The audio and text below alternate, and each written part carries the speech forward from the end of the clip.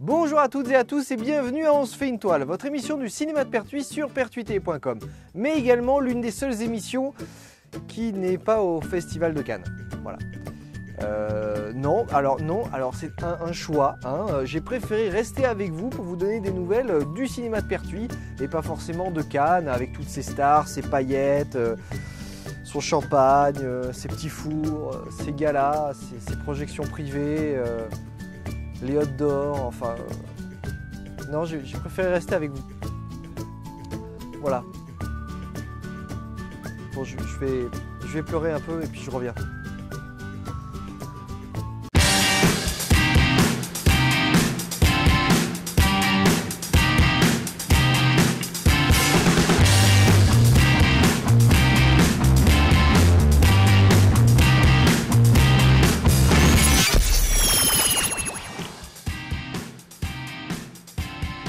Alors, cette semaine au cinéma de Pertuis, si vous avez toujours voulu voir le futur. J'ai vu un endroit incroyable. Si vous aimez les films de copains. Je vais être astronaute. Tu vas être astronaute. C'est un peu tard, non? Il a 50 piges. Si vous aimez les films engagés.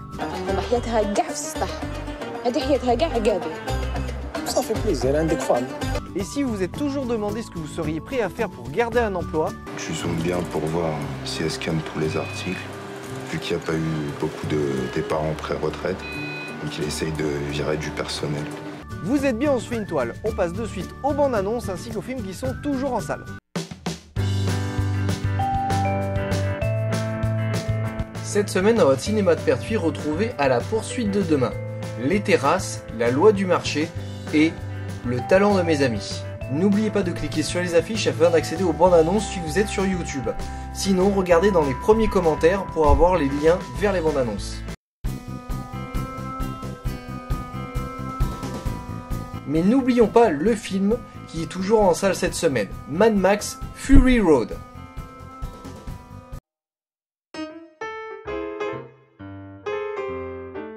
Alors, nous voici dans la seconde partie de l'émission pour la critique. Et la semaine dernière, je suis allé voir Mad Max Fury Road. Alors, le réalisateur n'est d'autre que George Miller. Et on retrouve entre autres dans ce film Tom Hardy, Charlize Theron, Nicolas Hoult, Zoé Kravitz, Rosie Huntington, Riley Keough, je ne sais pas comment le prononcer, etc., etc.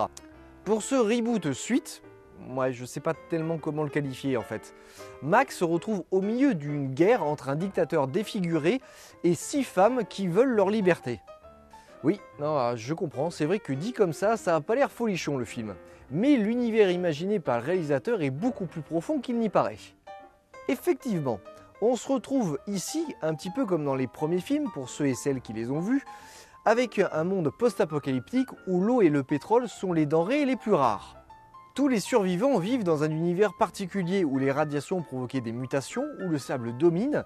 Ils vivent littéralement dans un désert de sable et où la mentalité est quelque peu tordue. Pour parler un tout petit peu géopolitique de ce coin du monde dans le film, il y a 3 dictateurs. Un qui contrôle l'eau, l'autre qui contrôle le pétrole et le troisième qui contrôle les munitions. Et pour avoir un tout petit peu de chaque, eh bien il faut travailler pour eux, ou carrément mourir pour eux. Oui, autant dire que la vie n'est pas un long fleuve tranquille. Bon, outre ce constat de base, George Miller a vraiment eu les moyens de faire les choses en grand.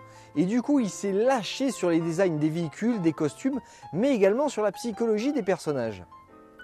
On sent dans l'attitude des Warboys qui pourchassent Max pendant tout le long du film qu'il y a une dévotion qui va par-delà la mort. Ils ont été manipulés par Immortan Joe grâce à un espoir de vie après la mort. Et du coup, ils leur sont complètement dévoués. Quelle journée! Quelle merveilleuse journée! Ensuite, pour parler des personnages principaux, si vous pensez que Max est au centre de l'histoire, vous vous trompez totalement. Non, il est juste prisonnier du contexte dans lequel il se trouve et sa seule ambition en fait c'est de survivre par tous les moyens possibles et inimaginables en essayant d'oublier les horreurs de son passé. Je suis celui qui fuit autant les vivants que les morts. Un homme réduit à un unique instinct.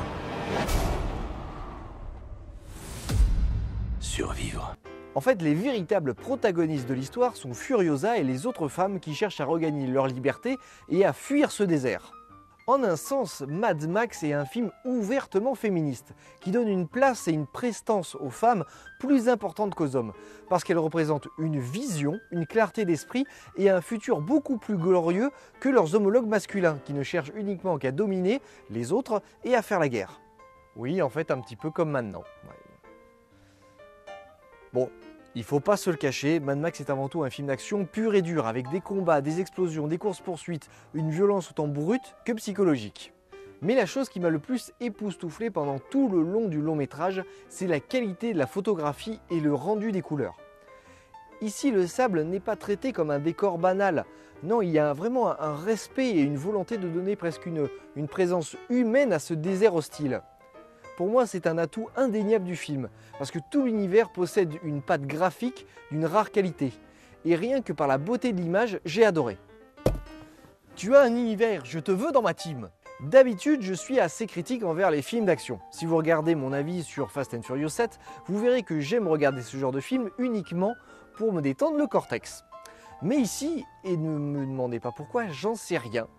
Malgré que le scénario soit quelque peu classique en fait, je sais pas, c'est peut-être l'univers créé, les personnages, l'action qui m'ont carrément emballé. Voilà, j'ai passé un super moment au cinéma et franchement je vous recommande chaudement d'aller le voir parce qu'il vaut le coup d'œil.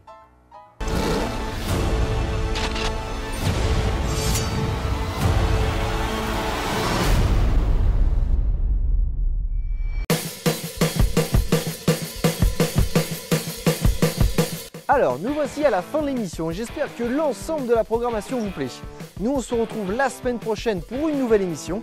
Et d'ici là, je vous souhaite de voir de bons films. N'oubliez pas également de partager la vidéo sur Facebook, sur YouTube, sur Google+, sur Twitter, sur tous les réseaux sociaux que vous pouvez. Voilà. Bon allez, salut et à la prochaine.